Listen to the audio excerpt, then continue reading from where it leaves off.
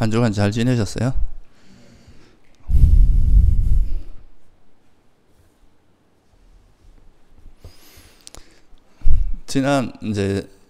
지난주부터 이제 팔정도에 대해서 지금 이제 이야기를 하고 있는데요.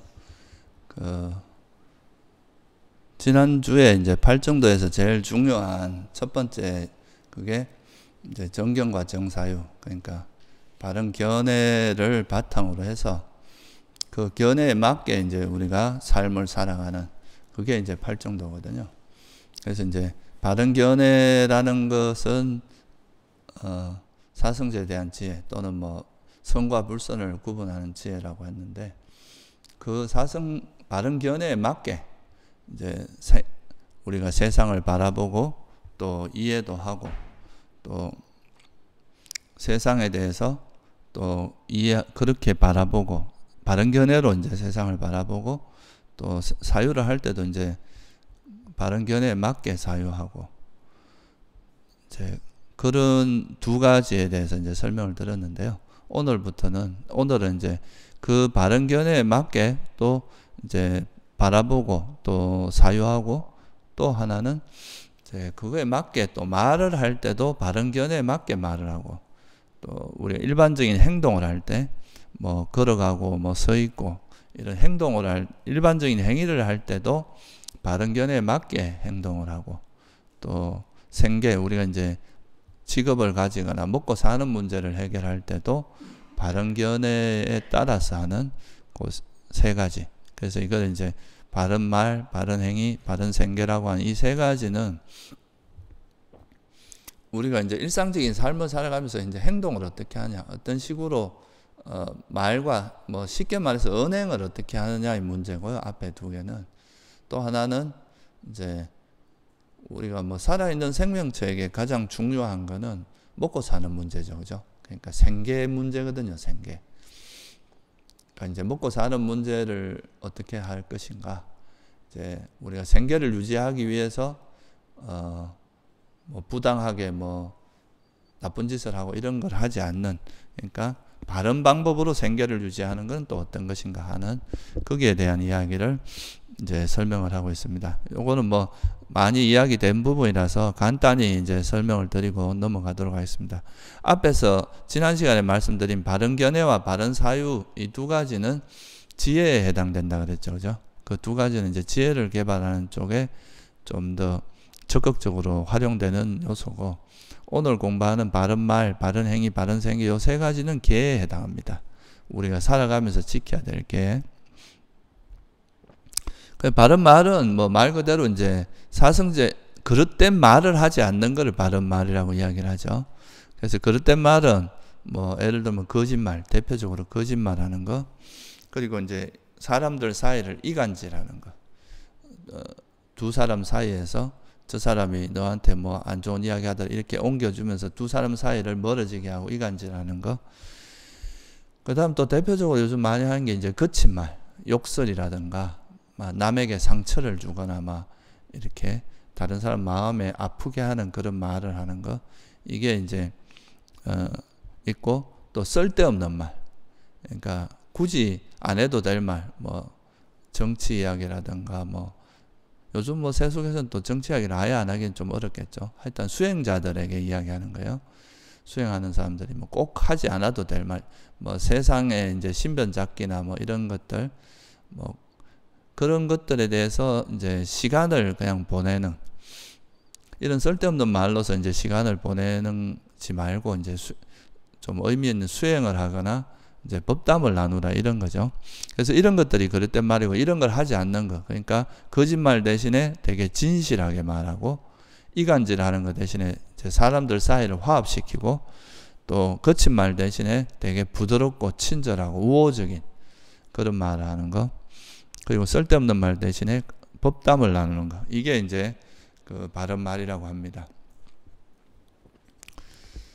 그래서 뭐 바른 말은 이제 우리가 말을 잘못해서 이제 생기는 문제점들이 많잖아요. 그죠? 그래서 말을 바르게 함으로써 괜히 쓸데없이 이제 정신적으로 고통받거나 남에게 비난받거나 이런 말을 하지 않는, 것이 이제 바른 말에 해당합니다. 이건 뭐 여러분들이 다 알고 있는 거라서 간단히 그냥 한번 짚어보고 넘어가도록 할게요.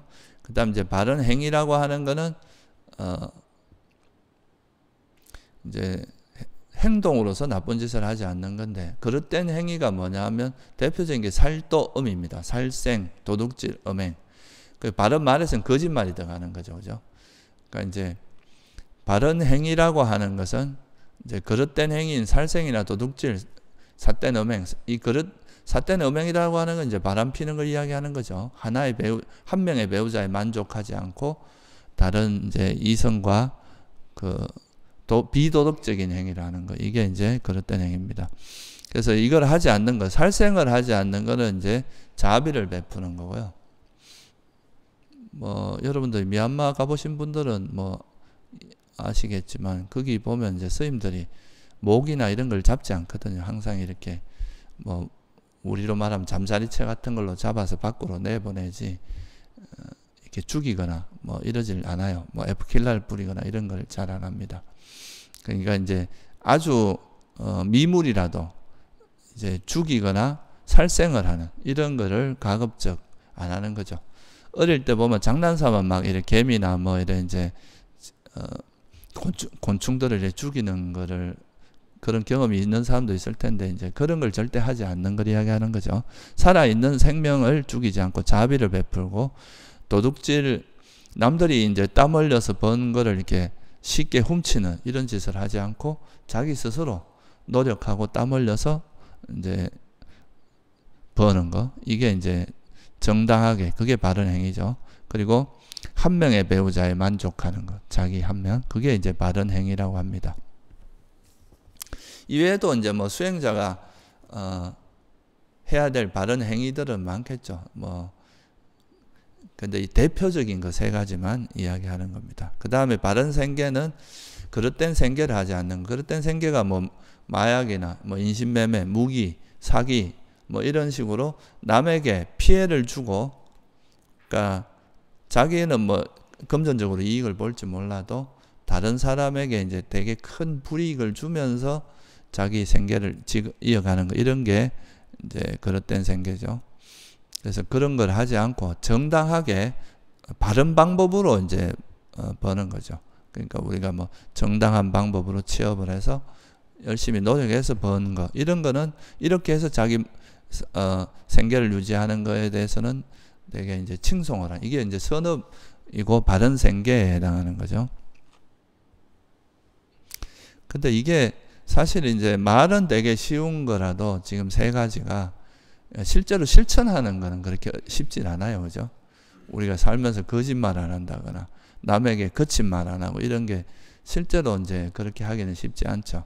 보통 거짓말이나 이제 거친 말 이런 것들의 그 이면에는 보면 뭐가 있느냐 하면은 대체로 자기 욕심, 탐욕이나 성냄이 바탕이 되어 있는 거죠.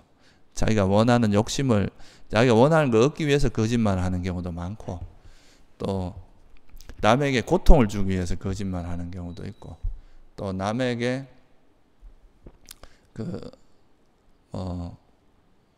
상처를 주거나 이러기 위해서 막 거친 말을 내뱉기도 하고, 그러니까 보통 이제 이런 말 속에, 그런 말 이면에는 항상 그게 있습니다. 그런 이제 번뇌가, 그러니까 해로운 마음, 그러니까 해로운 마음들이 바탕이 돼서 보통 그릇된 말이나 그릇된 행위, 그릇된 생계가 나오는 거고, 바른 생계, 바른 말, 바른 행위, 바른 생계라고 하는 건 이제 유익한 마음을 바탕으로 해서 나오는 거죠. 탐욕이 없고 성냄이 없고 이런 마음을 바탕으로 나오는 거죠. 그래서 우리가 이제 바른 말, 바른 행위, 바른 생계라는 이 세 가지도 바른 견해를 바탕으로 말을 하느냐, 이제 언행이 이루어지느냐, 생계를 이어가냐, 이거에 따라서 바르고 그런 게 이제 드러나는 거죠. 그러니까 어리석은 사람들은 이제 눈앞의 이익만 바라보고 이제 말과 행동이나 생계, 이제 직업을 갖는 거고, 근데 지혜로운 사람들은 멀리 봐서 이게 내 괴로움의 소멸에 유익하나 유익하지 않느냐, 그거를 잘 봐서 이제 하는 거죠. 그래서 이 세 가지가 굉장히 누구나 이해하기 쉽고 누구나 뭐 당연하다고 생각할 수도 있는 이야기지만, 이거를 실제로 실천하는 것은 되게 어렵습니다. 그 실제로 이제 그 우리 삶에서 실천하는 거. 그러니까 또 이거를 이제 실천을 한다는 것은 우리가 이 바르게 말을 하고 바른 그 행위를 하고 생계를 이어가는 이걸 실제로 실천을 하는 과정에서 우리가 이 진리가 우리 삶에 이렇게 습득되는 게 있거든요. 여러분이 뭐 평소에는 잘 안 되다가 마음은 좀 이렇게 그 쉽게 그렇게 잘 안 바뀌는데 자꾸 이렇게 부드럽게 말을 하다 보면 자기도 모르게 이제 자기 마음이 좀 부드러워지고 이런 걸 경험하는 경우도 있죠. 그래서 이제 우리가 중요한 거는 마음에 있는 번뇌를 버려야 되지만 행동이라 이제 내가 비록 화가 나더라도 그거를 이제 행동으로 언행으로 옮기지 않는 것만 해도 이제 절제를 해야 되는 거잖아요. 그래서 그런 것도 이제 수행에서는 상당히 도움이 됩니다. 그러니까 언행을 조심하는 것도. 그래서 이 세 가지는 우리가 지혜가 그만큼 따라가지 못하더라도 실제 이렇게 실천함으로써 우리가 이제 이런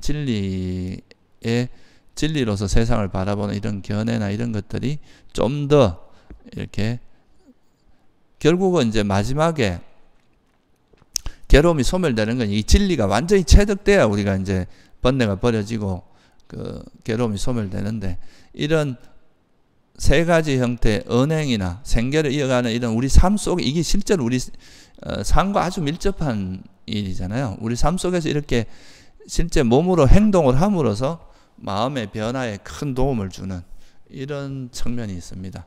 그래서 이 세 가지를 잘 실천하는 것은 이제 우리가 실제로 마음이 변해서 바른 견해가 우리가 확립되는데도 실제로 도움이 되고 또 부수적으로 이제 계를 잘 지키는 거기 때문에 마음의 후회가 없어지고 마음이 이제 그 남들 앞에도 당당하게 되고 이렇게 바르게 살면 그렇기 때문에 이제 삼매를 개발하는 거에도 굉장히 큰 도움을 주는 그런 거라고 이해하시면 됩니다.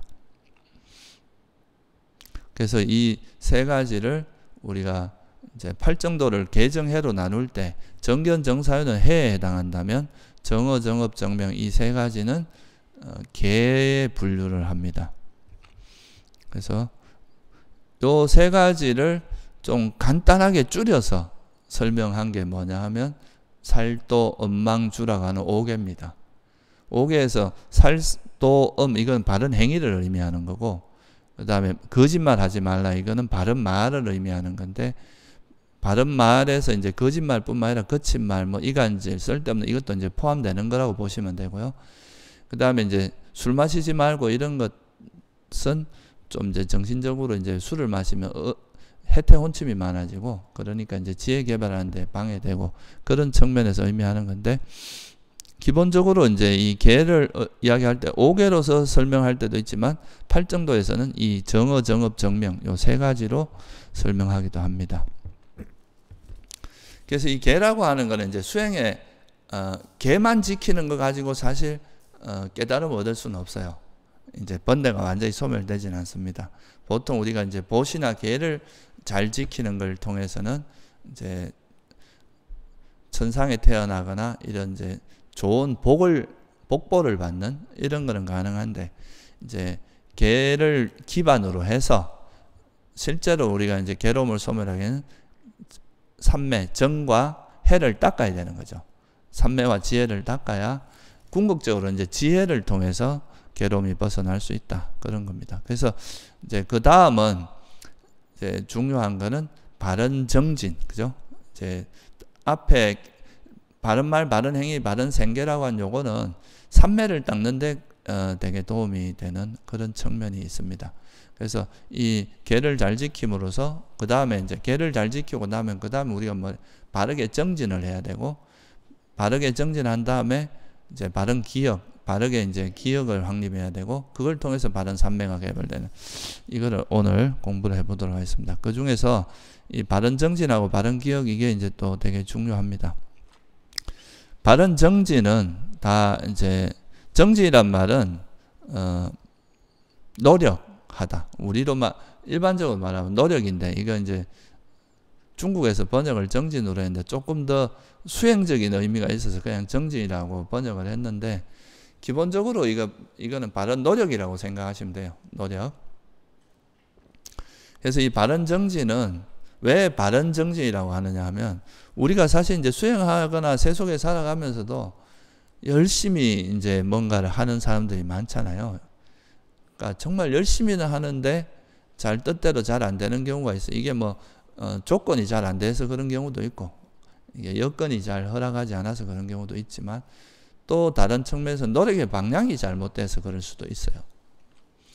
그러니까 수행적인 의미로 말하면, 우리가 이제 왜 내가 이거 괴로움이 없어지지 않느냐, 내 괴로움을 없애기 위해서 저 사람한테 복수를 하면 내 이 괴로움이 없어질 것 같다 해서 막 이제 어떤 사람이 나한테 큰 해를 입혔을 때 그 해를 안 갚음해 주기 위해서 그 사람에게 복수를 이제 꿈꾸고, 그 복수를 하기 위해서 이제 노력을 하는, 이렇게 해서 이제 막 애를 쓰고 이렇게 하면, 그게 복수를 할 때는 복수를 하면 되게 시원할 것 같지만, 그 복수를 하는 과정에서 얼마나 많은 또 정신적인 고통을 겪어야 되고, 복수를 하고 나면 또 그게 실제로 그 해본 사람들은 그렇게 이제 마음이 편안하지는 않다고 하거든요. 근데 그거를 이제 어떻게 보면 그걸 정당하게 뭐 법적으로 그 처리를 해서 법적으로 이제 뭐 처리를 한다거나, 또 용서를 그 실제 마음에서 그런 걸 용서를 해줌으로써 오히려 평화를 얻는 이런 경우가 실제 많거든요. 그 어떤 사람이 자기 아들을 죽인 이제 살인범을, 물론 그 사람은 이제 사회적으로는 죄가를 치러야 되죠. 근데 그 부모가 그 사람을 처음에는 막 되게 미워하고 막 그러다가, 그 사람이 나중에 자기가 스스로 이제 그 사람을 용서하고 마음에 딱 내려놓으니까 그렇게 마음이 편안하고 이제 그거 할 수 없었다고, 그런 이야기를 한 본 적이 있어요. 그러니까 그게 이제 인도에서 일어난 어떤 이제 부모의 이야기인데, 근데 이제 우리가 마치 이제 그 복수를 하면 되게 편할 것 같아도 막상 그런 식으로 해서 마음의 평화가 이루어지는 경우는 별로 없거든요. 부처님께서도 원한을 원한으로 갚아서 그 원한이 멈추어지는 경우는 없다고 그랬단 말이에요. 그래서 이런 경우는 우리가 이제 복수를 함으로써 내가 괴로움에서 벗어날 수 있을 거라고 생각하고 그쪽으로 달려갔지만, 실제로 오히려 그것이 그렇게 복수를 하는 과정에서 오히려 자기 마음도 오염은 되고 자기 마음도 더 거칠어지고, 마음이 오히려 그 복수를 하는 그 과정에서 자기 마음에도 화가 많아져서 자기 마음도 오히려 이제 안 좋아지는 그런 경우가 많이 있거든요. 그래서 이런 경우는 자기가 이제 괴로움에서 벗어나기 위해서 복수를 꿈꾸고 그렇게 했지만, 실제 결과로는 오히려 괴로움이 더 많아질 수도 있다는 거예요. 그래서 이게 이제 노력도 바르게 노력하느냐, 이제 그릇되게 노력하느냐에 따라서 얻는 결과는 전혀 다를 수 있습니다. 뭐 한마디로 말해서 해로운 법은 버리고 부처님께서 유익한 법을 개발해야, 이제 예를 들면 탐욕이나 성냄은 버리고 탐욕이 없고 성냄이 없는 마음 상태를 개발해야 괴로움을 벗어날 수 있다. 어리석음을 버리고 지혜를 개발해야 괴로움에서 벗어날 수 있다고 했는데, 오히려 어리석음을 개발하고 지혜를 버리면은 절대 원하는 거 얻을 수 없겠죠. 그죠? 그게 이제 바른 정진을 강조한 이유입니다. 바르게 정진해야 돼. 그러니까 방향성이 발라야 된다는 거죠. 방향성을 바르지 않게 한 다음에, 내가 이렇게 노력하는데 왜 수행이 안 되고 나는 왜 이렇게 괴로움에서 벗어나지 못하냐, 이렇게 하소연해봐야 그거는 사실 본인의 몫이지, 그 누가 하소연한다고 그게 뭐 어떻게 될 수 있는 게 아닙니다. 그래서 부처님께서도 이제 노력의 방향이 바르게 노력해야 된다는 거죠. 바르게 노력하지 않고 평생을 내가 수행했는데 오히려 뭐 괴로움은 많아지고 오히려 수행이 잘 안 된다, 이렇게 말할 수도 있다는 거죠. 바르게 노력하지 않으면. 그래서 그 바른 노력이라는 게 뭐냐, 결국은 이 바른 노력의 그 기반이 되는 건 뭐겠어요? 바르게 노력하기 위해서는 결국은 바른 견해가 바탕이 돼야 된다는 거죠. 바른 견해에 맞게 노력을 해야 바른 노력이 나온다는 거죠. 그래서 경전에 보면 이런 말이 나옵니다. 그러니까 우리가 이제 이것이 바른 견해인지 그릇된 견해인지 이거를 정확히 아는 것도 바른 견해라는 거예요. 이게 바른 견해고 이건 그릇된 견해다, 이걸 아는 건 바른 견해라면, 바른 견해를 개발하기 위해서 노력하는 게 바른 노력이다. 그죠? 그리고 이 바른 견해를 잊지 않아야, 이것이 바른 견해고 이건 그릇된 견해라는 걸 잊지 않아야 바르게 노력할 수 있을 거 아니에요. 그죠? 그러니까 바른 기억을 바탕으로 해서 바른 노력이 가능하다. 그래서 이 바른 견해, 바른 정진, 바른 기억이라고 요 세 가지는 모든 선법을 둘러싸고 에워싼다. 이런 이제 가르침이 있어요. 이 되게 중요한 그 요소죠. 그래서 대념청에도 보면 아따삐 쌈빠자노 사띠마라고 이 정형구가 나옵니다. 열심히 노력하고 바르게 알고 바르게 기억하는 자 되어 머문다, 이런 말이 있어요. 그러니까 이게 정형구로 나오는 건데, 아따삐라고 하는 이거는 이제 항상 열심히 노력한다는 의미고, 그냥 바르게 알고 바르게 기억한다. 바르게 안다는 거는 지혜를 의미하고, 그게 이제 바른 견해하고 관계 있죠. 그리고 이제 바르게 기억한다는 거는 그 바른 견해를 잊지 않아야 바르게 할 수 있을 거 아니에요. 그죠? 뭐가 바른 거고 뭐가 그런 건지를 우리가 망각해버리면 다시 또 그릇된 거를 또 실천할 수도 있잖아요. 그죠? 그래서 이게 이제 그래서 우리가 바른 정진의 전제 조건이 뭐냐면 바른 견해가 바탕이 돼야 된다. 그죠? 그 바른 견해 중에서도 특히나 이제 이것이 선법인지 불선법인지 구분하는 지혜, 또는 해로운 법과 유익한 법을 구분하는 지혜, 이거를 통해서 우리가 노력을 할 수 있다. 실제 이제 노력이라고 하는 게 굉장히 중요한 역할을 하죠. 우리가 세속에서도 노력하지 않고 게으른 사람이 성공하는 경우는 없잖아요. 그러니까 이제 우리가 열심히 노력을 해야 뭔가 원하는 걸 얻을 수 있는데, 그 노력을 얻는 과정에서 특히나 이제 이 수행은 바르게 하지 않으면 절대 원하는 거 얻을 수 없습니다. 노력하는 만큼 결과가 꼭 온다는 보장이 없어요. 그리고 노력하지 않고서 또 얻어지는 건 아닙니다. 우리가 보통은 이제 살면서 보통 우리 이제 의식의 흐름이 그 탐욕 아니면 성냄의 흐름으로 이제 보통 하면서 살아왔기 때문에 이 노력하지 않으면 다시 또 탐욕이나 성냄 쪽으로 흘러가게 돼 있어요. 습관이 이제 그쪽으로 가게 돼. 그래서 정신 차리고 또 노력을 하면 또 지혜나 이런 자비심이 또 일어났다가 또 방심하면 또 다시 원래 마음으로 돌아가고, 이게 이제 반복되게 되는데, 그래서 이 노력이라는 것이 없이 우리가 해로운 법을 버리는 건 불가능하거든요. 그래서 뭐 경전에도 보면 부처님께서 막 깨달음을 얻기 전에 내가 이 피와 살이 다 말라버려도 좋다. 내가 이 자리에서 깨달음을 얻지 않으면 절대 일어나지 않으리라. 이렇게 생각하면 결심을 하고 앉아서 이제 수행하는 그런 장면도 있고, 그러니까 이런 진리를 깨닫기 위해서, 이런 법을 얻기 위해서, 도를 구하기 위해서는 목숨조차도 마다하지 않는 그런 이제 정신을 가지고 그렇게 정진할 이런 애가 많이 나오거든요. 그래서 이게 사실 이 세속에서 뭔가를 얻기도 우리가 노력하지 않고는 얻을 수 없는데, 우리 마음에 있는 그런 모든 번뇌를 버리고 괴로움을 소멸하는 일에서 이 사실 정진 없이 가능하겠습니까? 얼마나 이게 이제 가장 어려운 이 자기를 극복하는 일이라고 하잖아요. 그래서 이제 이 정진의 중요성이 크다. 그래서 뭐 옛날에 스님들 보면 장자불화를 한다니 뭐 용맹정진을 한다니 이런 말들이 다 이런 정진력입니다. 정진력인데, 그 정진력에서 이 정진이 있어야 이제 게으름을 극복한, 해태혼침을 극복하고 우리가 이제 괴로움을 벗어날 수가 있는 거죠. 근데 아까도 말했지만 이 정진을 하는 거는 필수적이고 반드시 해야 되는 일인데, 이 정진의 방향이 잘못되면은 노력 아무리 해도 얻는 거는 별로 없다. 오히려 부작용이 많을 수도 있습니다. 뭐 좀 이상한 외도에 빠져가지고 뭐 예를 들어서 뭐 수행을 한다고 하는 것이 무슨 경계를 쫓아가고 뭐 신비를 쫓아가고 이러다 보면 실제 뭐 수행에서 자기 마음의 번뇌가 없어진다기보다 오히려 그 정상적인 삶에서 이탈해서 좀 이상한 삿된 삶으로 흘러가서 좀 이상한 쪽으로 흘러가는, 소위 말해서 뭐 사이비 종교에 빠지면 이제 보통 자기 삶도 망가지고 집안도 망가지고 이런 경우가 많잖아요. 그런 거는 그쪽에서도 나름대로 그 사람들 굉장히 열심히 노력을 하거든요. 근데 그 노력하는 방향이 좀 안 좋은 방향으로 흘러가기 때문에 이런 게 오히려 자기 삶을 괴로움이 많아지게 하고 오히려 이제 삶이 타락하게 만드는 그런 일이 있을 수 있다 이거예요. 그래서 이제 부처님이 말씀하신 바른 노력은 우리가 불교에서 말하는 수행은 괴로움을 소멸하는 게 목적이고 그 괴로움이 일어나는 원인이 뭐예요? 해로운 법이잖아요. 그죠?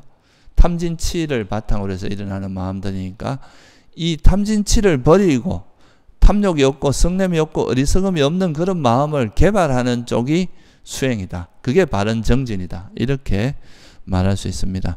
그래서 바른 정진은 네 가지로 이제 경전에 이야기하죠. 아직 일어나지 않은 해로운 법들. 이건 어떻게 하라 그랬어요? 아직 일어나지 않은 해로운 법은 버려야 되고, 그죠? 일어나지 않게 해야 되고, 이미 일어난 이제 탐욕이나 성냄, 이런 해로운 법들은 버려야 된다, 이거죠. 그러니까 일어나지 않은 거는 예방을 하고, 이미 일어난 거는 지혜로서 버려야 된다, 이거죠. 그게 이제 두 가지, 이거는 이제 해로운 법을 버리는 거에 대한 거고, 또 하나는 유익한 법을 개발하는 거는 이미 아직 일어나지 않은 유익한 법은 일어나게 하고, 그죠? 이미 일어난 유익한 법은 지속되도록 해야 된다, 이거죠. 예를 들어서 우리가 이제 호흡 수행을 할 때 호흡을 잊지 않고 그 호흡에만 마음을 계속 이제 주의를 기울이는 이제 호흡만 알아차리려고 노력하는 거, 이거는 아직 일어나지 않은 선법을 일어나게 하는 거죠, 그죠? 계속 이제 일어나게 하는 거예요.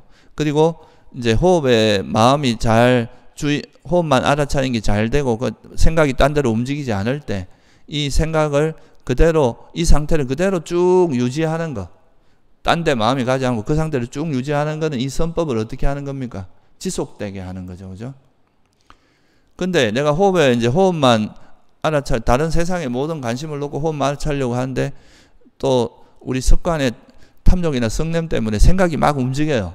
그러면 이 생각을 알아차리고 이제 이렇게 호흡만 알아차리려 노력하는 것 자체에서 이제 이 해로운 마음들이 탐욕이나 성냄이 일어나지 않도록 예방하는 효과도 있거든요. 근데 이제 만약에 그래도 탐욕이나 성냄을 바탕으로 한 생각이 움직여. 그러면 이걸 알아차리고 이거를 내려놓는 거, 이건 해로운 거다, 이건 무상한 거다, 이렇게 알고 내려놓는 이게 바로 이미 일어난 해로운 법을 버리는 과정이겠죠, 그죠? 설명은 네 가지로 하고 있지만 이게 실제 우리 수행에서 적용되는 이야기입니다. 그렇게 하기 위해서는 뭐가 전제되어야 되냐 하면 내가 이제 어떤 생각이 일어날 때 이게 해로운 생각인지 유익한 생각인지, 그죠? 그 전제가 뒤따라야 된다 이거예요. 그걸 모르면은 이제 유익한 거를 버리고 해로운 걸 개발하거나, 그러니까 이게 지금 내가 막 화가 나서 막 생각을 이어가면서도 이게 화 때문에 일어난 생각인지 모르고 그 생각을 진행을 하면 그게 어떻게 되겠어요? 그 화는 점점 더 커지고, 그죠? 그로 인해서 오는 부작용들이 많을 거 아니에요. 이런 게 바로 이제 전제되는 조건이 뭐냐면, 이건 해롭구나 라고 아는 게 일단 전제돼야 됩니다. 왜냐하면 이거는 성냄을 바탕으로 해서 일어나는 생각이니까 이거는 버려야 될 생각이구나. 이렇게 알아야 이걸 버릴 수 있겠죠, 그죠? 그게 이제 바른 정진의 전제 조건이다.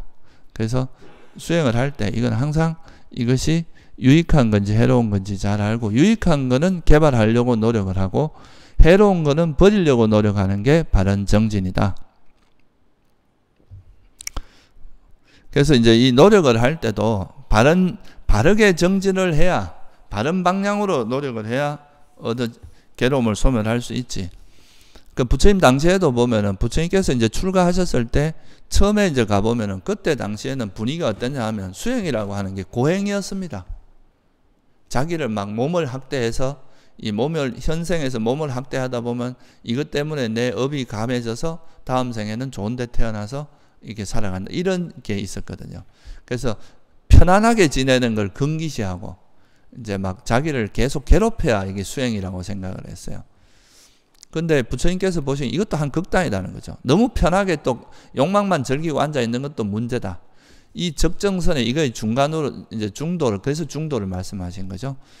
감각적 욕망이나 이런 번뇌를 내려놓은 그런 고요한 벗어남의 행복이라고 하는 이걸 바탕으로 해서 수행을 하면 굳이 자기를 괴롭히지 않아도 이런 맑고 깨끗한 마음으로 이제 수행을 하면 얼마든지 수행이 가능하더라.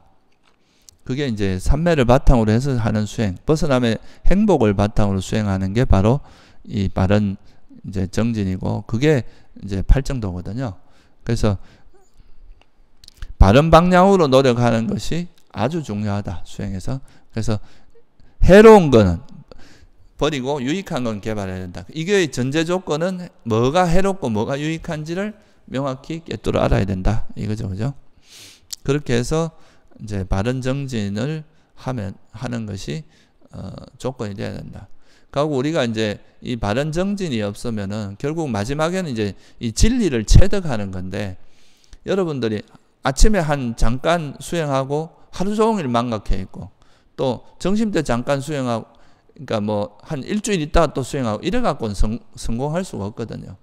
그러니까 이거를 행주자와 어느 때나 잊지 않도록 애를 쓰고 노력하는, 이 거듭 반복해서 자꾸 하다 보면 자기도 모르게 이제 가랑비에 빚었듯이, 이제 가랑비에 이제 옷 젖듯이 계속 이렇게 젖어 들어가다 보면 나중에는 자기도 모르게 이제 선한 마음만 작동이 되는 그런 때가 오겠죠.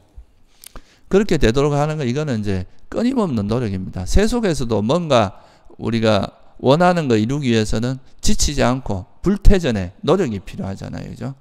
이게 바로 이제 정진에서 중요한 요소입니다.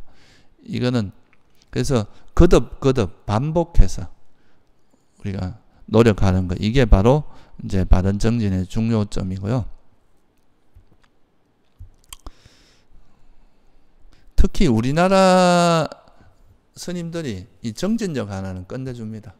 다른 내가 뭐 전 세계를 많이 다녀봐도 이 정진에 관한 한 우리나라 스님들을 따라올 데가 없어요. 우리나라처럼 뭐 하루 10시간 이래 정진하고 이런 데는 거의 없거든요. 그리고 뭐 심한 뭐 용맹정진 하는 스님들은 뭐 하루 16시간씩 자선하고 막 이런 경우도 있는데, 그런 게 이제 뭐 장자불알 하거나 이런 게 다 정진하고 관계가 있어요.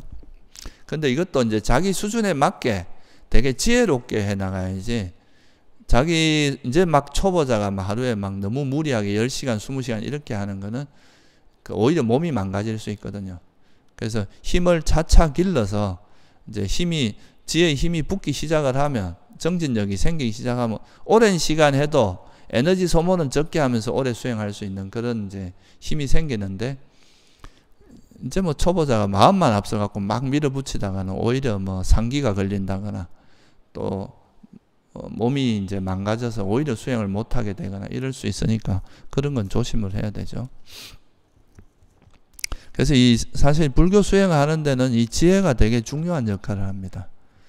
지혜를 잘 써서 수행을 하면은 몸이 고생을 덜하고 이제 수행을 할 수 있는가, 원하는 또 결과도 얻을 수 있는 반면, 어리석게 막 그냥 의욕만 앞서갖고 이렇게 수행하다 보면, 그러니까 첫째는 이제 몸이 좀 망가져요. 몸이 다쳐요. 뭐 상기 이것도 이제 심하게 걸린 사람은 평생 고생하거든요.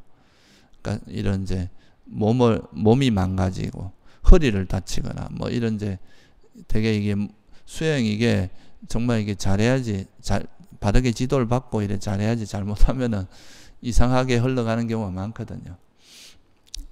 일단 몸이 망가지기가 쉽고, 또 몸이 망가지지 않더라도 우리가 부처님이 말씀하신 이런 이제 바른 방향으로 수행을 하면은 결코 수행하는 만큼 분명히 이익이 있거든요. 왜냐하면 그 괴로움이 일어나게 하는 번뇌가 점점 버려지는 거잖아요. 이게 이제 결국은 번뇌가 점점 엷어지다가 나중에 확 사라진 게 이제 깨달음이라고 하는 건데, 그러니까 이건 이제 수행을 하는 만큼 이익이 있을 수밖에 없는데, 수행을 잘못하면 이제 이상한 경계를 쫓아가고 막 좀 외도로 가다 보면은 수행하면서 사람이 이상해지는 경우가 많거든요.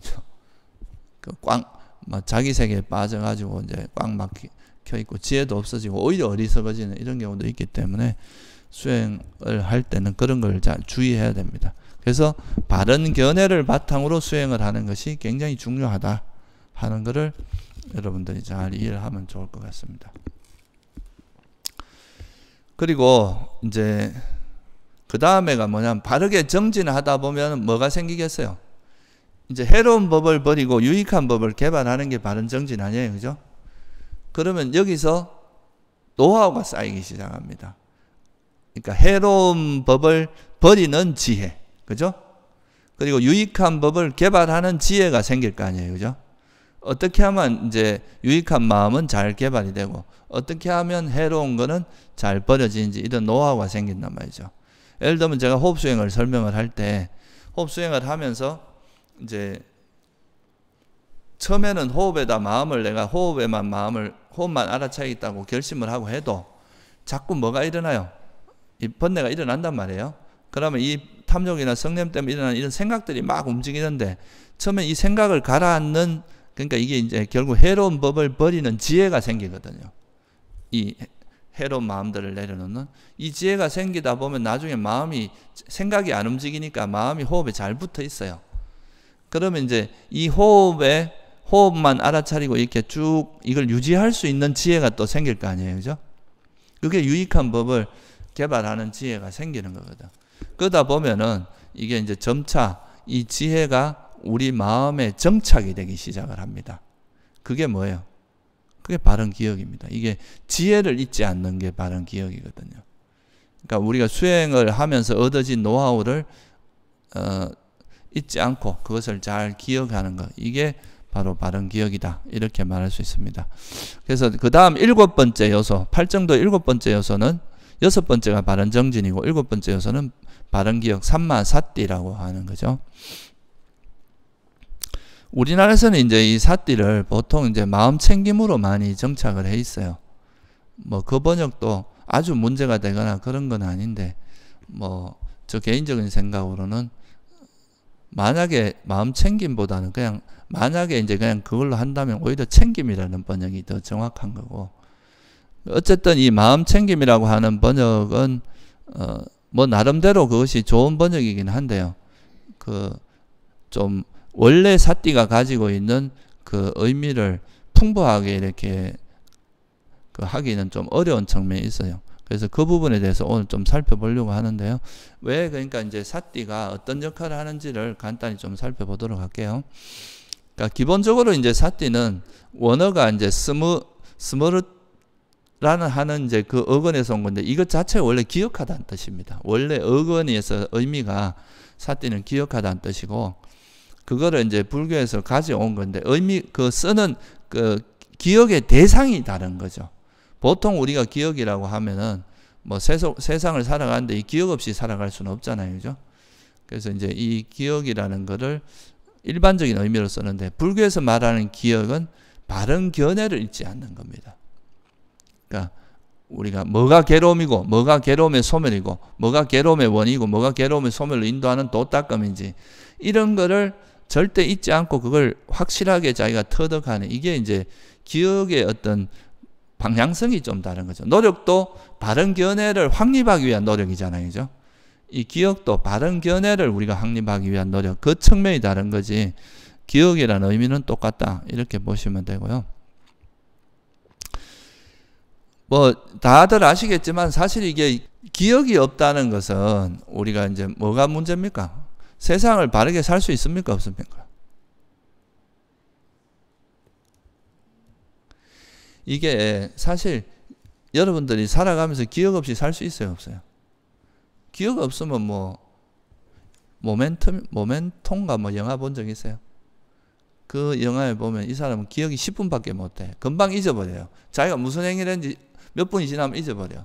이러면 정상적인 삶을 살 수 있겠어요? 그런 게 이제 병으로 드러난 게 보통 치매라고 하는 거거든요. 그러니까 기억의 그 장치가 망가져가지고 일시적으로밖에 기억이 안 되고 이게 장기적으로 기억이 안 되는 그런 문제가 생기는 건데, 그래서 사실 인간이 살아가는 데 있어서 이 기억은 없어서는 안 될 그런 이제 작용인데, 이 기억이 이제 그 수행에 도움이 되는 그런 걸 기억하느냐, 아니면 수행에 방해가 되는 걸 기억하느냐에 따라서 우리 수행에 도움이 되고 안 되고 이 차이가 있기 때문에 부처님께서 이걸 바른 기억과 그릇된 기억, 이렇게 두 가지로 나누어서 설명을 한 거지, 사띠 자체가 뭐 특별하다기보다는 그 자체의 의미는 기억입니다.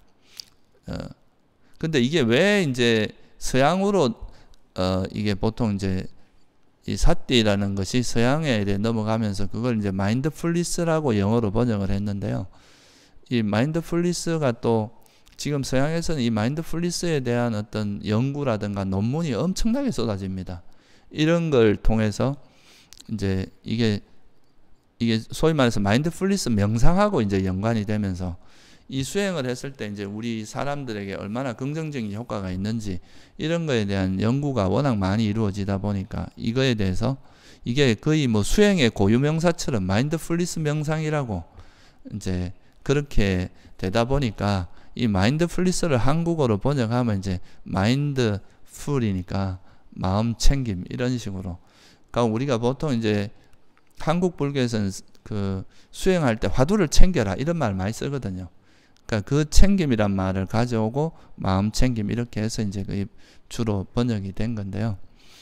근데 실제 이제 이거는 하나의 그러니까 이제 원래 불교에서 사용하던 사띠의 개념과는 조금 다르게 그러니까 좀 의미가 약간 더 포괄적으로 변형된 거라고도 볼 수 있습니다. 원래 이제 불교에서 말하는 사띠라는 개념은 그냥 기억이에요. 이게 기억을 하는 거를 의미하는 건데 그것을 이제 너무 수행 테크닉 쪽으로 이제 활용을 하면서 그냥 현재를 마음을 챙기고 요걸 알아차리고 이런 쪽으로 이제 좀 의미가 좀 약간은 변형됐다 할까요? 그런 의미로 활용하고 있는데 불교에서 사용되는 의미가 뭔지를 조금 살펴보도록 할게요. 뭐 기억이라는 거에 대해서 우리가 사실 또 이제 여러분들이 나라고 하는 정체성 이런 것도 다 기본적으로는요. 다 기억을 의지하고 있습니다. 여러분 어린 시절에 이제 뭐 어린 시절에 내 모습이라든가 어린 시절에 경험했던 그 일들을 다 기억해서 그걸 나라고 생각하잖아요, 보통. 그죠? 이 기억이라는 게 없으면 나라는 개념도 사실은 잘 안 생기는 겁니다. 다 우리가 과거부터 쭉 경험해왔던 걸 다 총체적으로 기억을 해서 그걸 나라고 생각하는 거기 때문에 이 사실 기억이라고 하는 것이 되게 중요한 역할을 하는데 근데 이제 우리가 그 남방 아비담마나 이런 데서는 보면 이제 사띠라는 거를 그 좀 다른 식으로 좀 뭐 하다 보니까 우리가 그 법이라는 걸 이야기할 때는 그게 이제 본질적으로 뭐다라고 하는 거지만 그게 우리 실생활하고 무관한 게 아니기 때문에 우리 실생활에서 적용되는 거를 이걸 부처님의 견해로 봤을 땐 어디에 해당한다 이게 정확히 이해가 될 수 있어야 되거든요. 근데 이제 그런 부분이 조금 취약한 게 있어요. 그래서 이 사띠는 저는 개인적으로 이제 기억이라고 번역을 하는데 그 이유가 뭐냐 제가 몇 가지만 좀 설명을 드릴게요.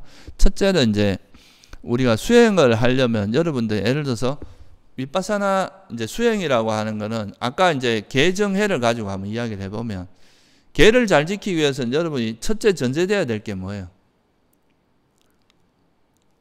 쉽게 말하면 5개를 기억을 해야 될 거 아니에요. 그죠?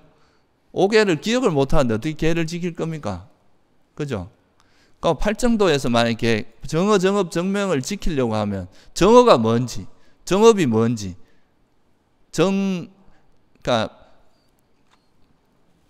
바른 생계가 뭔지 이거를 어떻게 정명이 뭔지를 알아야 알고 기억을 해야 그걸 지킬 거 아니에요. 그죠? 그러니까 개도 기억이 전제돼야 됩니다. 바른 견해를 잊지 않아야 된다 이거예요. 그리고 바른 정진도 우리가 어떻게 했어요? 그러니까 바른 견해를 잊지 않아야 그거를 바른 정진이 가능할 거 아니에요. 그죠? 그래서 사실 우리가 이제 수행에 전제돼야 될 조건이 우리가 개를 지킬 때도 마찬가지고 이제 일반적으로 수행을 할 때는 사마타 윗바사나 두 가지가 있는데 보통은 이제 미얀마에서는 보면 사띠 수행은 윗바사나 수행 이렇게 알고 있는 경우가 되게 많아요. 사띠 수행 그러면 윗바사나다 이렇게만 이제 이해를 하는데 사실 이 사띠는 윗바사나에도 그렇고 사마타에도 꼭 필요한 요소입니다. 사띠 없이 뭐 이제 불교에서 말하는 수행은 불가능한 거예요, 원래. 그래서 윗바사나 수행을 할 때는 예를 들어서 이제 윗바사나 수행을 할 때 사띠가 어떻게 작용하는지를 보면은 여러분들이 이제 수행을 하는데 내가 수행을 할 때 뭘 알아차리라고 이야기를 하잖아요. 그죠? 그러면 그 알아차림의 대상이 뭔지를 알아야 될까? 뭘 알아차리라는 거냐 이거죠. 그죠? 그걸 일단은 알아야 될 거 아니에요. 그러니까 이제 보통 이제 네 가지로 이야기를 하죠. 신수신법이라고 이렇게 이야기를 하는데, 더 크게 하면 물질과 정신, 그러니까 우리 몸과 마음에서 일어나는 그 현상을 알아차리는 거다. 이렇게 우리가 알고 있고, 또는 신수, 그 몸에 이제 마음 중에서는 느낌이나 마음이나 그런 법을 그러니까 이제 여기서 말하는 법은 주로 오장의 칠각지 이런 걸 이야기하는 거거든요. 그러니까 그거를 알아차리는 거다는 거 알아야, 아, 이게 나타나면, 아, 이게 오장이구나, 이게 칠각지구나, 이게 마음이구나, 이렇게 알 수 있잖아요. 그러면 우리가 그 알아차림의 대상을 어떻게 해야 됩니까? 첫째, 뭘 알아차려야 될지 그 대상을 기억해야 될 거 아니에요. 여러분들이 어떤 사람을 만나려면, 만나서 그 사람을 파악하려면 누구를 만나야 될지를 알아야 가서 이제 만날 수 있잖아요. 그런 것처럼 이제 위파사나 수행의 대상이 신수신법이라는 걸 기억을 해야 돼요. 그 역할을 하는 게 사띠의 역할입니다. 첫째. 그 다음에 그래가 그 사람을 만났어요. 이거는 이제 수행하기 전에 이미 알고 있어야 될 내용이죠. 그죠? 그래가 이제 그 물질을 관찰하고 몸을 관찰하고 마음을 관찰했어요. 이 몸을 관찰하면 이게 물질이고, 아, 이거는 변하는구나. 또는 이건 마음이고, 이거는 탐욕이고, 탐욕은 이런 성질을 갖고 있고, 집착하는 성질이 있고, 이 탐욕이 있으니까 내가 괴로움을 많이 겪고 이게 해롭구나. 이런 거에 대한 통찰력이 생기잖아요. 이거 알아차리다 보면, 그죠? 이건 탐욕, 이건 성냄, 뭐 이렇게 그 알아차림을 통해서 얻어지는 뭐가 있어요? 지혜가 있죠. 그죠? 그러면 그 지혜를 수행하고 나서 금방 까먹어요. 그러면 어떻게 되겠어요? 하나만 하죠, 수행을. 그죠? 우리가 수행했으면 그 수행해서 얻어진 지혜가 잊혀지지 않고 우리가 이제 터득이 돼야 될 거 아니에요. 그죠? 그것이 망각되지 않게 하는 그게 뭐예요? 그게 사띠입니다. 그래서 이 지혜와 사띠는 원래 분리될 수가 없어요. 그래서 항상 사띠 쌈빠자나 사띠 또는 사띠 빤냐 이래가지고 지혜와 바른 안과 바른 기억, 정지정념, 바른 안과 바른 기억은 항상 함께 다니거든요. 그래서 자기가 얻은 이 통찰력을 잊지 않는 것도 뭐에 해당해요? 이 사띠의 역할이다 이거예요. 여러분이 순간순간 알아차리면서 얻어진 직관적으로 알아차려진 거나 이거에 대해서 사유를 통해서 얻어진 통찰이든 간에 그 통찰력이 잊혀지지 않도록 하는 그것을 잊지 않고 기억하는 역할을 해주는 게 바로 사띠의 역할입니다. 그러고 이게 이제 수행을 이렇게 이제 우리가 열심히 노력하고 그 얻어진 것을 우리가 통찰을 통해서 알게 된 것을 기억을 하고 이런 노력들이 쌓이다 보면 나중에는 이 기억이 저절로 되는 단계까지 가거든요. 무의식적으로 되는. 그게 이제 소위 말해서 체득되고 습관화된 건데, 이렇게 되면은 이제 수행이 되게 합리적인 범주에 들어오거든요. 신비가 아니잖아요, 이거는. 보통 이제 수행 그러면 이렇게 앉아 있다가 뭐 특별하다, 뭔가 어떤 특별한 현상이 딱 나타나면 깨달음이 일어나고 이렇게 이제 우리가 생각하는 경향들도 사람들이 좀 있는데, 그게 아니라 부처님께서 말씀하신 거는 열심히 정진을 해서 그 정진을 하면서 그 얻어진 지혜를 잊지 않고 계속 기억을 하다 보면 이 기억이 처음에는 이 얻어진 통찰력이 이제 잠깐 하다가 이게 한 하루 정도 또는 뭐 몇 분만 지나도 금방 까먹고 이러던 것들이 나중에는 이게 완전히 정착이 돼가 습관이 돼서 나중에 안 잊어버리지는 거야. 저절로 발휘가 되는 거죠, 이런 지혜가. 그렇게 될 때까지 열심히 노력해라 이런 거거든요. 이 완전히 기억이 확립될 때까지. 이거는 되게 합리적인 이야기예요. 우리가 노력하는 만큼 얻어지고 자기가 또 어떻게 바르게 노력하냐에 따라서 되는데, 근데 뭐 어느 순간에 갑자기 있다 뭐 여기 불이 하나 켜지면서 뭐가 깨닫고 이런 거는 이건 좀 불교가 신비적인 요소로 바뀌거든요.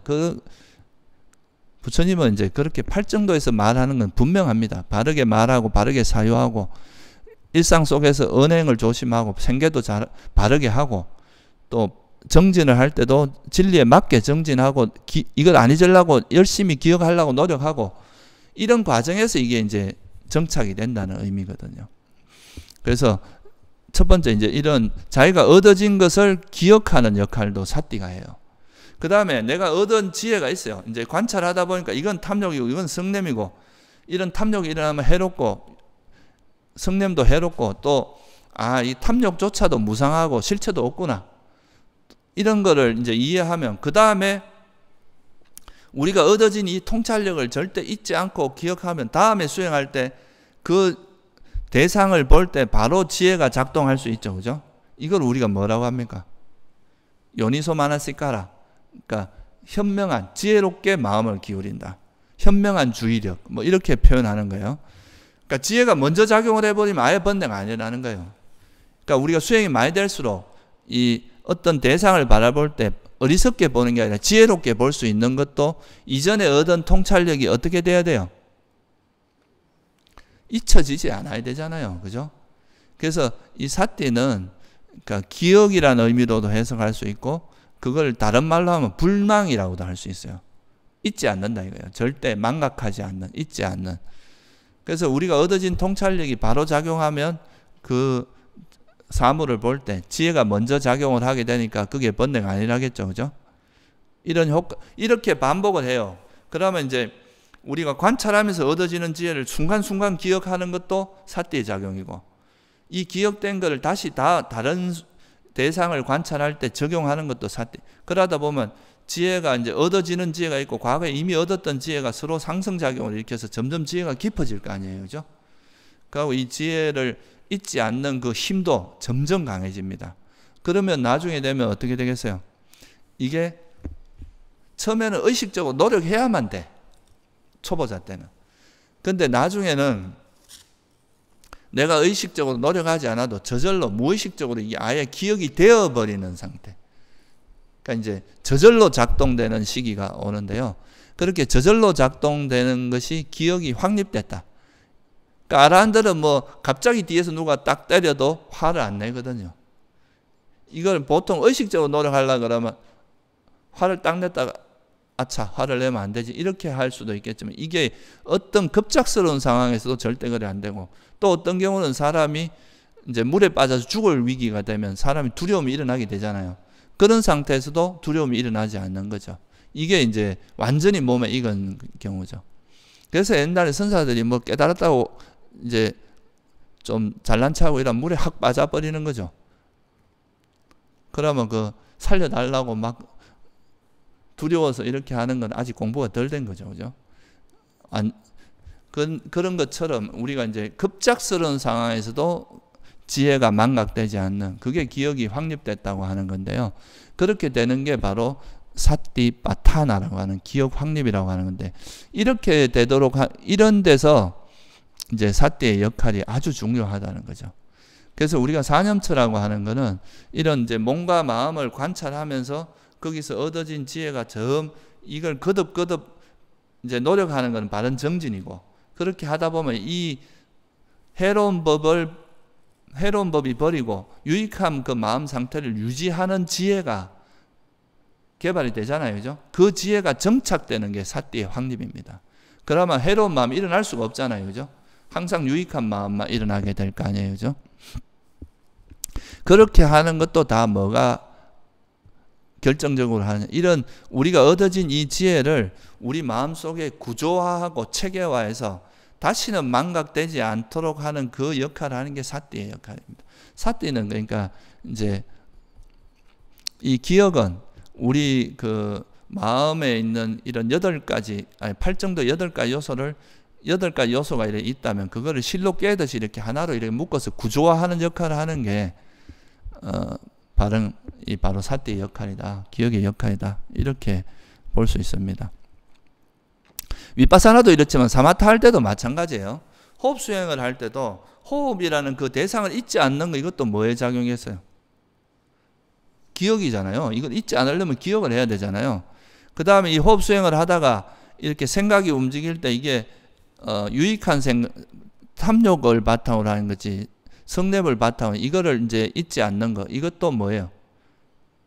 바른 기억이 있어야 되죠. 그러니까 이 세상에 있는 모든 건 무상하고 괴로움이고 뭐야 하는 이 지혜가 있어야 이걸 놓기가 쉽거든요. 생각을.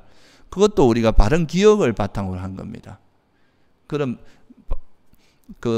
지혜를 잊지 않아야 그렇게 적용을 할 수 있고 현재 내한테 일어나는 중에 이건 버려야 될 건지 개발해야 될 건지를 아는 것도 바른 기억을 바탕으로 하고 있겠죠. 그죠? 그래서 그러고 나중에 되면은 어떻게 되냐면 이렇게 해서 이제 수행을 하다 보면 이제 해로운 생각들이 움직이면 그걸 버리는 지혜도 개발되고 호흡하고 하나 돼 갖고 꾸준히 유지하는 이 마음이 그대로 유지하는 거 이것도 이제 지혜의 힘인데 그거를 잊지 않는 건 사띠거든요. 이렇게 되다 보면 나중에는 이제 호흡으로 생긴 니미따만 딱 나타나도 마음이 이쪽으로 딱 세팅이 돼서 여기 딱 멈춰 있는 그렇게 우리 마음이 아예 그 습관이 되고 그렇게 구조화돼 버립니다. 그래서 나중에 이 선정을 얻은 사람들은 딱 마음을 이쪽에 딱 기울이자마자 마음 상태가 여기 호흡과 하나 돼서 딱 세팅이 돼 버려요. 그게 이제 소위 말해서 선정이라고 하는 상태거든요. 어떤 거에 익숙한 사람들은 나중에 이제 뭐 예를 들어서 어떤 스포츠에도 이제 완전히 달인이 된 사람들은 그 상태에 딱 올라가기만 하면 그 몸이나 마음 상태가 그쪽으로 딱 세팅이 돼서 그냥 그 행위 자체가 돼서 그냥 그 해버리죠. 이런 게 이제 완전히 이제 숙달이 되고 마음에 완전 익어진 상태죠. 삼매도 똑같은 겁니다. 우리가 나중에 처음에는 이제 호흡이라는 이 하나를 가지고 마음이 움직이면 돌아오고 이렇게 막 하다가 나중에 이 마음이 호흡하고 하나 된 이 상태로 완전히 마음이 이렇게 세팅이 돼버려요. 그러면 호흡만 딱 보면 마음이 그쪽으로 딱 가버리는 거죠. 이것도 다 기억의 역할입니다. 마음을 구조화하는 거기 때문에. 그래서 지금 제가 말씀드렸듯이 개를 닦는 거, 이제 개도 마찬가지고 지혜를 개발하는 거, 삼매를 개발하는 개정에 어떤 수행을 하더라도 그 수행이 정착되도록 하는데 결정적인 역할을 하는 건 다 뭐라는 거예요? 이 사띠 바른 기억의 역할입니다. 그래서 이거를 부처님께서 이제 기억이라고 이렇게 사띠를 쓴 이유가 그러니까 이렇게 우리가 이제 수행을 통해서 일종의 습관화해라. 그래서 우리가 이 사막 그러니까 개정해를 삼학이라고 하는데 이 학이라는 게 뭐의 번역이냐 하면 시카라는 거의 번역입니다. 빨리어로. 시카라는 거는 배워 익히란 뜻이에요.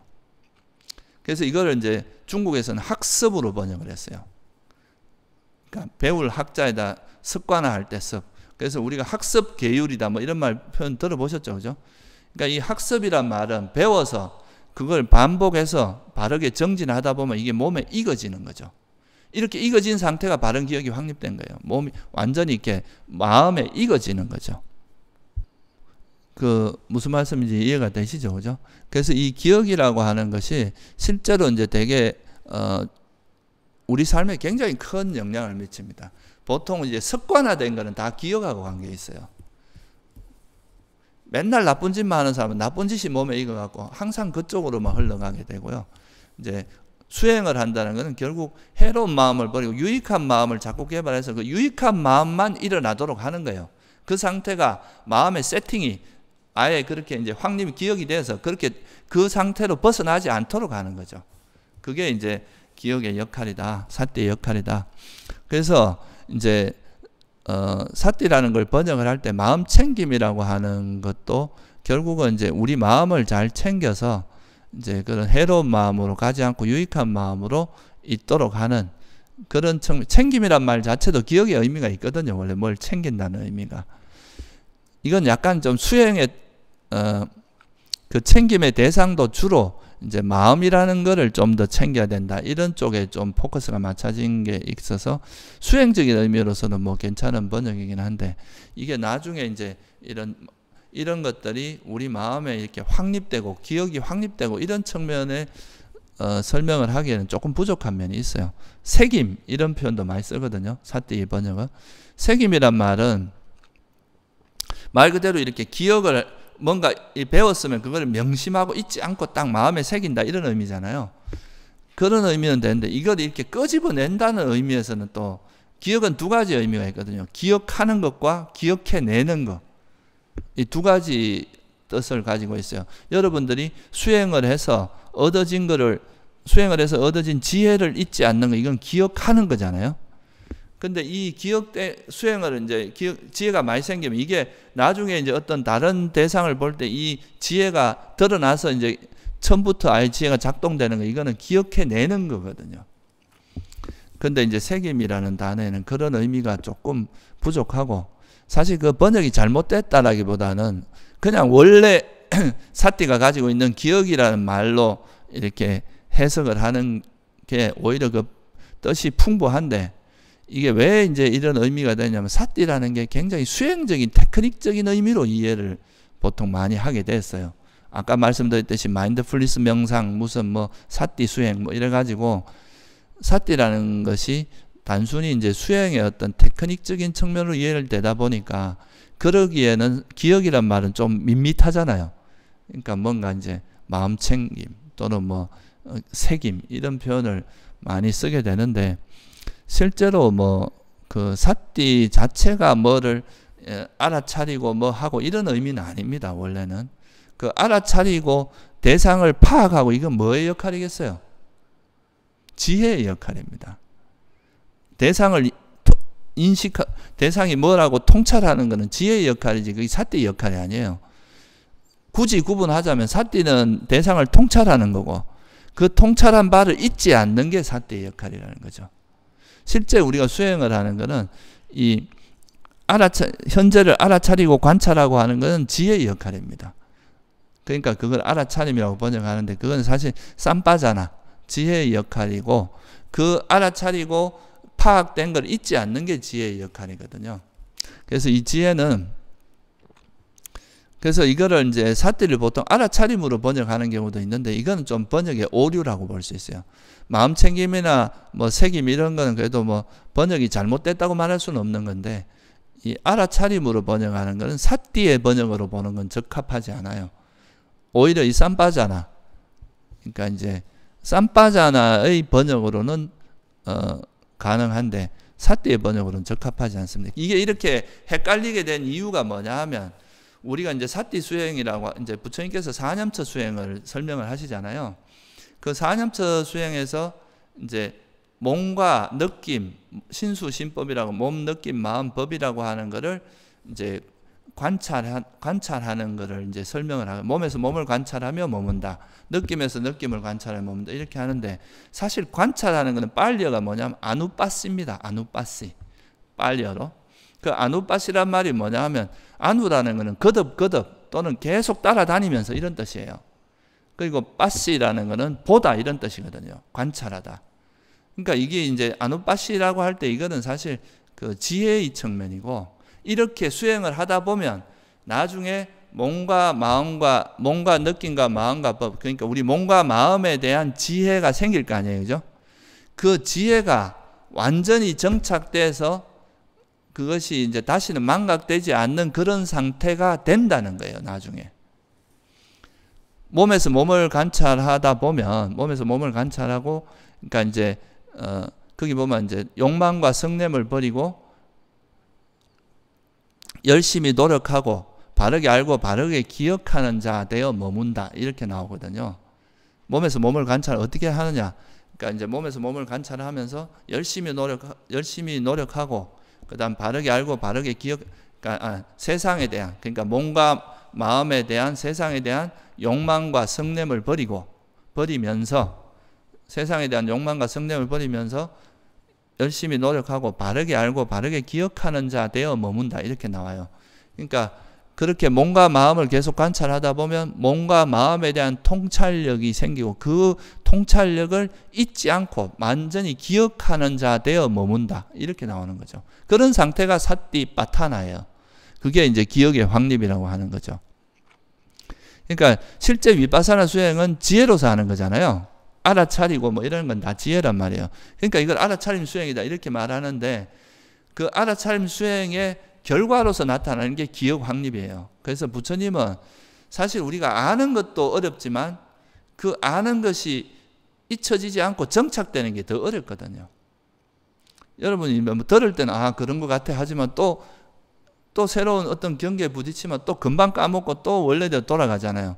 그러니까 이게 이제 완전히 행주자와 어느 때나 정착되는 게 어렵기 때문에 그거를 이제 기억이 확립되도록 노력하려면 몸과 마음과 몸, 느낌, 마음, 법이 네 가지 대상에 대해서 거듭 관찰하고, 그거에 대한 바른 안과 바르게 알고 그거를 잊지 않으려고 애쓰는 과정에서 나중에 마지막으로 이제 결과로서 정착되는 건 기억의 확립이다. 이런 의미에서 바른 기억을 이야기한 거거든요. 그래서 그 수행적인 측면에서는 그 알아차림이라는 걸 강조하다 보니까 이걸 삿띠를 그냥 알아차림으로 번역을 한 거예요. 제가 보기엔 그렇습니다. 그래서 그거를 이제 뭐 수행적인 측면에서는 크게 문제되진 않아요. 그냥 뭐 알아차림이라고 해도. 근데 이게 그렇게만 말하면 그 알아차림이라는 게 주된 게 되고, 이 알아차림을 통해서 우리가 결과적으로 실현해야 될 게 뭐냐? 진리를 완전히 터득해서 망각하지 않는 이쪽으로 가야 이 불교 수행이 되거든요. 근데 이걸 알아차림만 강조하다 보면 나중에 어떻게 되냐면 그냥 현재만 알아차리면 돼요. 근데 이 알아차린 것을 어떻게 이해해서 이걸 진리에 맞게 이해를 해서 그거를 우리 마음속에 완전히 정착해야 그게 불교 수행이 되거든요. 불교 수행이라고 하는 거는 사성제를 깨뚫어 아는 건데, 예를 들어서 내가 현재를 알아차리고 나서 이거를 이 알아차리면서 현재 이 드러난 이것들이 신의 어떤 영광이 드러나는 거다, 이렇게 해석을 할 수도 있잖아요. 해석 자체는 그죠? 그래서 우리가 그 현재를 알아차리고 얻어진 것을 어떻게 이해하느냐, 그거는 바른 견해에 따라 이해를 해야 되고, 그 바른 견해에 따라 이해한 것이 바르게 안 거예요. 그것을 절대 망각하지 않는 이게 바른 기억이고, 그래서 그런 의미로 봤을 때 그냥 챙김, 새김 이렇게만 하면 그냥 수행적인 의미만 있고, 여기서 뭐를 잊지 않고 기억해야 되느냐, 그 부분이 좀 정확하게 드러나지 않는데, 바른 기억이라고 하는 것은 사성제에 대한 지혜를 잊지 않는 거다. 또 바른 견해를 절대 망각하지 않는 거다. 부처님이 세상을 바라보는 관점, 붓다의 견해를 절대 잊지 않는 거다. 이런 의미로 우리가 이해를 할 수 있기 때문에, 그래서 바른 기억이라고 이제 기억이라고 번역을 한다, 이렇게 이제 보시면 될 것 같아요. 그래서 알아차림이라고 하는 것은 오히려 이제 지혜의 번역을 하고 보시는 게 좀 더 적합하다, 이렇게 이해를 하시면 될 것 같고요. 그 삿띠의 기능이 뭔지가 좀 이해가 되세요? 그리고 이제 기억에도 바른 기억이 있고 그릇된 기억이 있겠죠, 그죠? 삼마삿띠가 있고 미차삿띠가 있어요.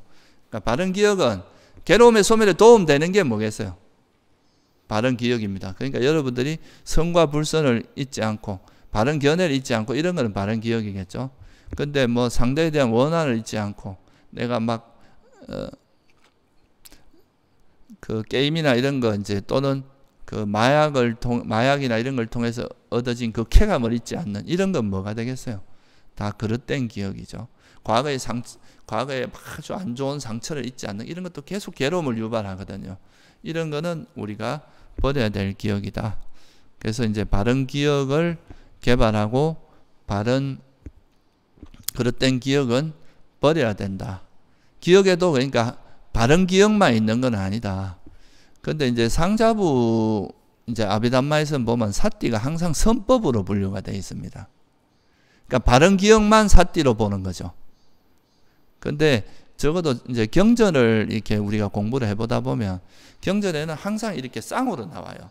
팔정도도 바른 견해, 바른 사유, 바른 말, 바른 행위, 바른 생계, 바른 정진, 바른 기억, 바른 삼매 이렇게 있고, 그 다음에 그거에 그릇된 견해를 가진 자는 그릇된 사유가 있고, 그릇된 말, 그릇된 행위, 그릇된 생계, 그릇된 정진을 하고, 그릇된 기억을 하고, 그릇된 삼매를 얻게 된다. 이렇게 나오거든요.